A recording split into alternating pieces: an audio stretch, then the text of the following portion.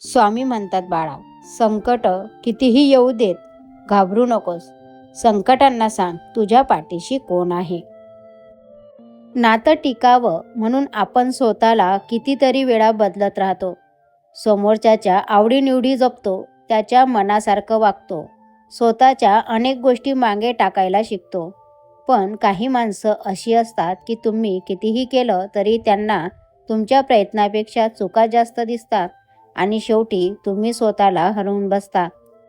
आयुष्याच्या वाटेवर येणारा प्रत्येक अनुभव आणि प्रत्येक संकट माणसाला आतून आणि बाहेरून अधिक मजबूत बनवत असते.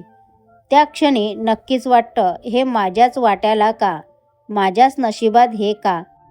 पण काळ पुढे सरकत असतो, जखमा भरून येतात आणि तेच अनुभव आपली खरी ओळख घडवतात. आज ज्या गोष्टीसाठी आपण रडलो, उद्या त्याच गोष्टी आपल्या ताकदीचे कारण बनतात. लक्षात ठेवा, अडचणी माणसाला संपवत नाहीत, त्या त्याला अशा व्यक्तीत घडवतात ज्याला कोणतीही परिस्थिती सहज हरू शकत नाही. कारण संकट माणसाला तोडत नाहीत, ती त्याला घडवत असतात. अवधूत चिंतन श्री गुरुदेव दत्त. श्री स्वामी समर्थ. जय जय स्वामी समर्थ. नमस्कार स्वामी भक्तांनो, तुमच्या सर्वांचं स्वागत आहे स्वामी भक्ती प्रतिभा या चॅनलमध्ये. आजचा दिवस तुम्हाला आनंदाचा, आरोग्यदायी जाओ हीच मी स्वामीचरणी प्रार्थना करते आणि आजच्या आपल्या स्वामी संदेशला सुरुवात करते. आता हा संदेश त्या भक्तांसाठी ज्यांनी 18 नंबरच्या अंकाला स्पर्श केला आहे. स्वामी म्हणतात, खरं यश म्हणजे मोठी संपत्ती नाही, तर शांत घर, मनापासून हसणं आणि स्वतःबद्दलचा आदर. फक्त वेळ प्रत्येक जखम भरत नाही. स्वीकारा आणि स्वतःमध्ये झालेला बदलच खरा उपचार असतो. आयुष्याचा कठोर नियम म्हणजे काही गोष्टी आपण कितीही मनात इच्छा केल्या तरीही आपल्या हातात त्या नसतात. बाळा, दुःख हे कायमच राहत नाही, पण ते आपल्याला कायमच बदलून टाकते. सोबत राहून जो फसवणूक करतो त्यांच्यापेक्षा मोठा शत्रू कोणी नसतो. जो आपल्या तोंडावर आपली कमतरता सांगतो, आपल्या चुका सांगतो, त्यांच्यापेक्षा मोठा मित्र कोणी नसतो. एखादी व्यक्ती मनातून उतरली म्हणूनच तिचा अपमान करणे सोपे असते, पण तरीही तिच्याशी सन्मानाने वागणे हेच खऱ्या संस्काराचे लक्षण असते. कारण संस्कार परिस्थितीनुसार बदलत नाही, ते आपल्या चारित्र्याची ओळख असते. नात्यांमध्ये नेहमी एकाच बाजूने धावून चालत नाही. कधीकधी थांबून हेही पाहावं लागतं की आपण थांबल्यानंतर समोरचा माणूस आपल्याला शोधत येतोय का, की तेथेच सोडून पुढे जातोय. जो माणूस आयुष्यातील सर्वात वाईट काळ धैर्याने सहन करतो, तोच सर्वात उज्ज्वल भविष्य घडवतो. आपण सगळे अर्जुनासारखेच आहोत, बाहेरून धैर्यवान आणि आतून गोंधळलेले. जगाला आपला चेहरा दिसतो, पण मनातलं महाभारत नाही. आणि म्हणूनच प्रत्येकाला कधीतरी एक कृष्ण भेटणं खूप गरजेचं असतं. स्वामी म्हणतात, बाळा, स्वतःचा अभिमान वाटावा इतकं मोठं व्हायचं नाही, तर स्वतःच्या नजरेत कधीच कमी पडणार नाही इतकं खरं आणि प्रामाणिक जगायचं आहे. कारण जगाचं कौतुक क्षणभराचं असतं, पण स्वतःच्या मनातील शांती आयुष्यभर ती आपल्याला साथ देते. आपल्या सुखासाठी आयुष्यभर कष्ट करणारे खरे देव म्हणजे आपले आईवडील असतात. आयुष्यात प्रत्येक गोष्ट पुन्हा मिळू शकते, पण एकदा गमावलेला स्वाभिमान परत मिळवताना माणूस आतून तुटून जातो. म्हणूनच परिस्थिती कितीही कठीण असो, स्वतःची किंमत आणि आत्मसन्मान कधीच कोणासमोर गहाण ठेवू नये. कारण त्यांच्या मनात स्वाभिमान जिवंत असतो.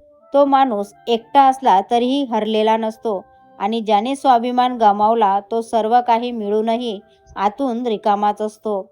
स्वामी म्हणतात, जीवनात हरणं चुकीचं नाही, कारण अनेकदा स्वतःला शोधायचा मार्ग हरवण्यापासूनच आपल्याला मिळत असतो. हरवण्यापासूनच त्याची सुरुवात होत असते. हरवण्यापासूनच सुरू होतो. अशाच मोटिवेशन व्हिडिओसाठी आपल्या चॅनलला सबस्क्राईब, लाईक आणि शेअर करा. विचार आवडल्यास कमेंटमध्ये श्री स्वामी समर्थ टाईप करा. आता हा संदेश त्या भक्तांसाठी ज्यांनी 24 नंबरच्या अंकाला स्पर्श केला आहे. या जगात माणूस इतरांना सहज फसवू शकतो, पण स्वतःच्या मनाला कधीच नाही. कारण प्रत्येक चांगल्या वागण्यामागची खरी भावना, प्रत्येक शब्दामागचा हेतू आणि प्रत्येक नात्यामागची नियत त्यांच्या अंतरात्म्याला पूर्णपणे माहीत असते. या कलियुगात, आजकालच्या जमान्यात माणसावरचा विश्वास कमी होण्याचं कारण म्हणजे एकच: आपण मनापासून एखाद्याजवळ आपल्या मनातल्या इच्छा सांगतो, आपल्या स्वतःच्या भावना मांडतो, पण जेव्हा तीच व्यक्ती आपल्या विश्वासाचा गैरफायदा घेते, तेव्हा मन पुन्हा कोणावर विश्वास ठेवायला घाबरतं.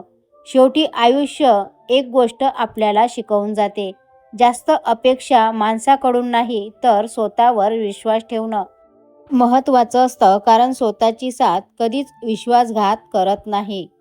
जीवनात प्रत्येकजण आपल्या नशिबाशी लढत असतो.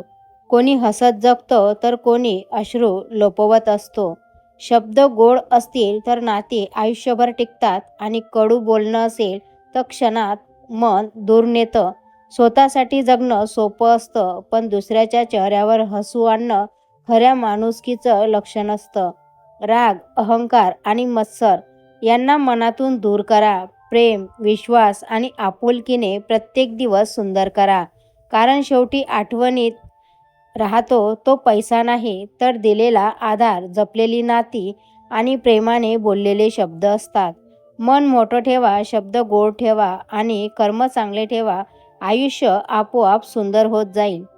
आयुष्यात कधीही स्वतःच्या नशिबाला दोष देऊ नका, कारण नशीब फक्त संधी देतं, पण त्या संधीचं सोनं करणारी गोष्ट म्हणजे तुमची मेहनत, कष्ट, तुमचा संयम आणि तुमचा आत्मविश्वास. प्रत्येक दिवस हा नव्या सुरुवातीची संधी असते. म्हणून कालच्या अपयशाला विसरा, आज मनापासून प्रयत्न करा आणि उद्याच्या यशाचं सुंदर स्वप्न जिवंत ठेवा. स्वामींवर विश्वास ठेवा. योग्य वेळी योग्य फळ नक्कीच मिळेल. तुमचा विश्वास असेल तर व्हिडिओला लाईक करून चॅनलला सबस्क्राईब करा. आज स्वतःला एक वचन द्या: मी कधीही हार मानणार नाही. मी स्वतःला कधीच कमी समजणार नाही. मी माझ्या स्वप्नांसाठी शेवटपर्यंत प्रयत्न करणार. माझं आयुष्य खूप सुंदर होणार आहे, आणि एक दिवस मी स्वतःच्या संघर्षाचा अभिमान बाळगणार आहे. आयुष्यात कधीकधी काही गोष्टी, काही माणसं, काही नाती सोडून द्यावी लागतात, कारण आपण जितका त्यांना घट्ट पकडून ठेवण्याचा प्रयत्न करतो, तितकंच मन जास्त आपलं दुखत राहतं. प्रत्येक गोष्ट आपल्या मनासारखी घडत नाही, आणि प्रत्येक माणूस आपल्यासोबत आयुष्यभर सोबत राहतोच असं नाही. म्हणूनच कधीकधी सोडून देणं हार मानणं नसते, तर स्वतःला वाचवणं असतं. मनाला शांत ठेवायचं असेल तर काही गोष्टींना जाऊ द्यायलाच शिकावं लागतं, कारण धरून ठेवल्याने नेहमी आनंद मिळत नाही, पण सोडून दिल्याने मन मात्र नक्कीच हलकं होतं. स्वामी म्हणतात, बाळा, आज तुझ्या आयुष्यात जे घडत आहे ते तुला थांबवण्यासाठी नाही, तर तुला अधिक मजबूत करण्यासाठी आहे. मन शांत ठेव, धीर धर. मी प्रत्येक पावलांवर तुझ्यासोबत आहे. भिवू नकोस, मी तुझ्या पाठीशी आहे. तुमचा विश्वास असेल आणि या आशीर्वादाची गरज असल्यास चॅनलला सबस्क्राईब करून श्री स्वामी समर्थ टाईप करा. स्वामी तुमच्या सर्वांच्या सर्व चांगल्या इच्छा पूर्ण करतील. भेटूया अशाच नवीन एका मोटिवेशन व्हिडिओसोबत. श्री स्वामी समर्थ. जय जय स्वामी समर्थ. संदेश पूर्ण ऐकल्याबद्दल खूप खूप धन्यवाद.